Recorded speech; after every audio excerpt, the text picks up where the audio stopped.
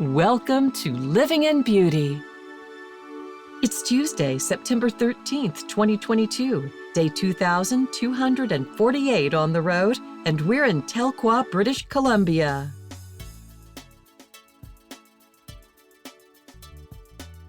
Pop. We both heard it. The sound of someone opening a bottle of bubbly in the next hotel room.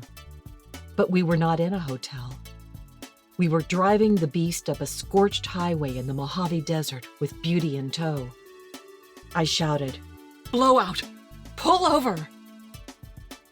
Jim slowed down, activated the emergency lights, and shouted back, "There's no room!"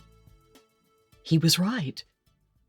The road curved sharply as we ascended a steep hill with rock-strewn edges. We'd never driven this road before, but hoping for the best, I said, "There's a pullout right around the bluff." Jim continued to slow down, hugging the shoulder, fearful a vehicle would approach from behind, and just as I hoped, barely 50 yards up the road, a paved pullout appeared. It was not an emergency pullout, but the old driveway of a burnt-out building. Fortunately, Beauty's blown trailer tire caused minimal structural damage to the undercarriage. If we'd been traveling at even a slightly higher speed, it could have been a lot worse. Later, we realized that the blowout was caused by a multitude of newbie errors, including too much air in the tires and some damage from winching the tire against a curb. It was also a wake-up call, not a dress rehearsal. In our first few weeks on the road, we had succumbed to the intoxicating powers of mobility and no reservations. Our newfound freedom of movement nudged us to take risks. It could happen to anybody, but for us, these serial errors were a sobering lapse in judgment. In the 1970s, we worked as magicians. Contingency planning and imagining what-if scenarios were essential to our skill set. Sure, we look tame now, but back then our touring magic show featured human-sized illusions with real blades and explosives. As professionals, we checked and rechecked props and safety measures to the point of paranoia, and after thousands of performances, we never seriously hurt ourselves or lost an audience volunteer. Jim's career with the San Diego County Medical Society put those decades of experience to good use as he helped coordinate effective medical responses to potential county-wide disasters such as earthquakes, wildfires, and pandemics. Take it from Jim, a guy with two uncles, one from each side of the family, who lost an arm, one right, the other the left, in accidents. There is no bad juju when it comes to imagining the worst and troubleshooting every possible scenario that a species with opposable thumbs can create. But thanks to our great big human brains, most sticky situations are resolved without physical harm. Survival instinct is such a dominant response that most close calls turn out fine. Keen, split-second decisions are usually dependable reactions. Mental preparation, equipment readiness, and being financially prepared were all equally important to us before hitting the road full-time. Like an epic adventure novel, we anticipated that our biggest challenges might occur in the first few months, so we made adjustments to our rig until every unit, feature, and item of gear hummed to the same tune, as if all the separate parts were made to harmonize together. Being in a rush led to the blowout. In the transition to forever camping, we surrendered many things, but we kept a solid grip on our fast-paced lifestyle. We never enjoyed hurrying, but being so conditioned to the city pace, we couldn't imagine life any other way. Compared to recent years, our 2016 travel map looks frenetic. We covered territory like captive animals newly released into the wild. These days, we take it slow. Miles and distance are not the goal. For us, it's all about being fully present. Musicians say to play fast, practice slow. That applies to living in beauty. One step at a time, intentional, measured movements is a functional necessity when adapting to smaller quarters. At first, slowing down felt awkward. The letting up on the gas, relaxing, and staying longer between destinations made the difference between being in a place and going to a place. Crossing the desert from Big Bear to Mammoth was entirely unnecessary and dangerous in that heat dome situation. Rolling brownouts during peak hours in Big Bear made us edgy and impatient. In hindsight, the solution was simple. Move to a nearby park with a generator allowance. That way we could run the air conditioner during the hottest hours of the day. As we pulled safely to the side of the road, thankful that we'd stopped for a tank of fresh water, a bag of ice, and fuel for the generator, the stress lifted. We took cool showers in a comfortable trailer as we waited for roadside assistance. We discussed our next steps, we researched tire shops, and since we were traveling without reservations, we contacted several campgrounds in the Mammoth Lakes area.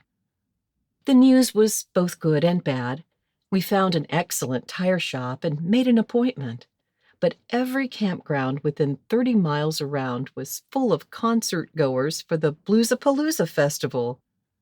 Nevertheless, we kept our appointment at the tire shop. Finally, roadside assistance arrived, but our hero was ill-equipped. He had no tire inflation device for the spare. Way out in the burning hot desert, it is what it is. While Jim retrieved our recently purchased tire inflator, I formulated reasons to go into the air-conditioned trailer. Hey, ice water for everybody! Reaching into the refrigerator, I noticed the champagne. There's always a chilled bottle on hand. It's our tradition. A celebration bottle is a testament to life's uncertainties. At any moment, when we least expect it, something wonderful and life-changing may happen. A chilled bottle of champagne is a talisman to summon happiness and luck to our door. You look silly, I thought. Here, broken down on the side of the road in a parched desert, being champagne-ready seemed out of touch with reality, like a bikini in a blizzard. But that perky bottle refused to let me wallow in defeat. "Aw, come on," it seemed to say. "It can't be all that bad." I didn't even have to open it to think of all the things we did right. Right thing number one, we weren't listening to music while driving. That's why we heard the soft, vaporous sound of the pop. Keeping an ear to the rig while underway goes back to the magic show days and our heightened senses as we listened for key sounds through a framework of choreographed chaos. Strobe lights flashed to loud music, and fog billowed as Jim thrusted swords with menacing abandon into a colorful box where I waited, unseen by the audience, crouched in an impossible position like a crunched-up Barbie doll, dodging swords as I changed costumes and characters. Meanwhile, Jim's command of the stage kept the audience rapt. Throughout his deceptively wild performance, his ear stayed tuned to our secret signals, conveying my need for more time or more air, and for my ready cue to pop out of the box in a flowing white silk pantsuit while revealing Sebastian Rabbit, our live white bunny, in my arms, who always received the most adoring applause. Right thing number two. Jim trusted my instincts.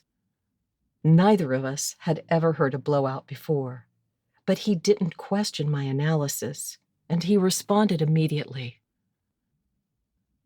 Right thing number three. Jim indulged my instinct about the pullout. That goes back to rule number 1 in improv theater. Always agree, or no more speaking parts for you. With our birthdays balanced on opposite sides of October, a seesaw is an apt metaphor for our partnership. We face every issue from an opposite perspective.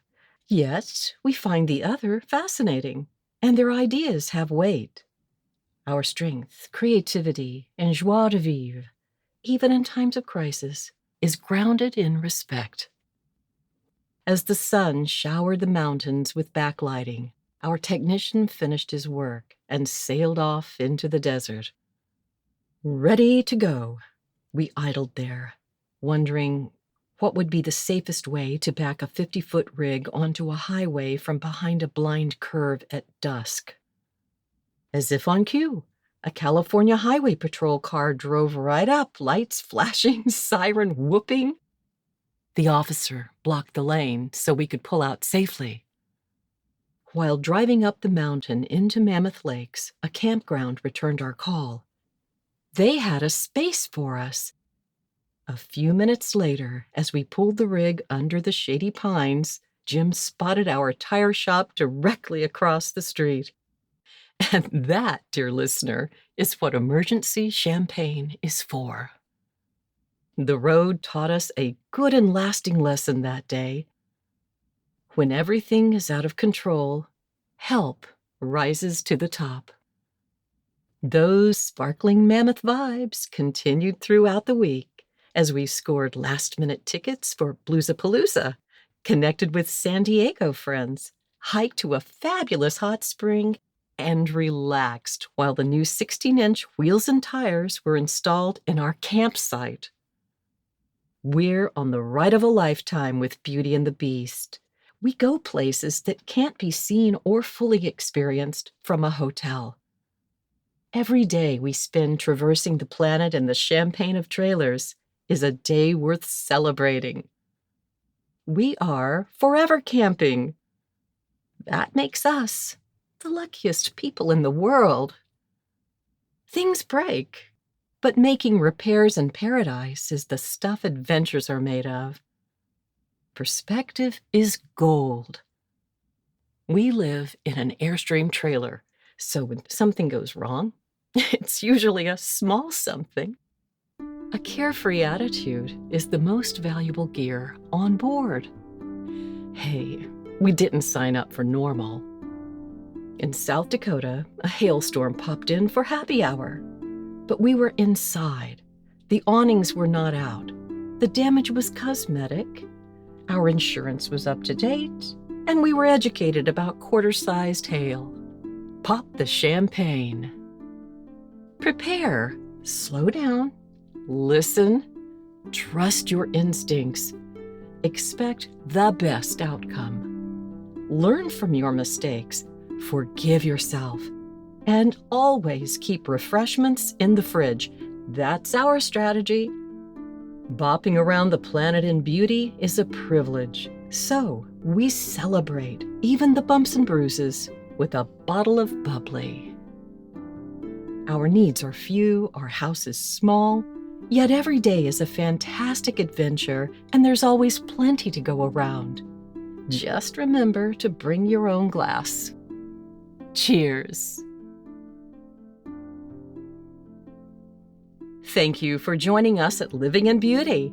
If you like this post and want to be notified when a new one is released, please enter your email address and click the follow button at the bottom of this page. For more info, check out our travel maps and facts. Okay, that's it for now. Safe and happy travels. Until next time.